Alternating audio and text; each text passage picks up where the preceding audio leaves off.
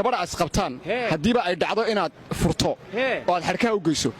fikir ahaan adiga waxyaabaad ku fur lahayd maxaad nooga sheegi kartaa ma waxyaabahan ku furi lahaa waxaan oran lahaa Faadumo Cali oo ku taagay Maarwa Faadumo Cali wali sheeganba waan kula kaashada taagiya maaran kuwa gurigaagii baa lagugu taag way hadalkaygii baad qaadan weyday haddii ay arrintu cayn ka tahay oo aan in badan ku wacdiyay oo wax walba kugula hadlay dalqad baan ku furay ayaan ku adkayn lahaa saddexdaba isuma raaciyeen labana kuma sii daayeen laana waxa weeyaan waxa la yidhi qofaad jeceshahay nabcaan doontaana lama oga aashaa jeclow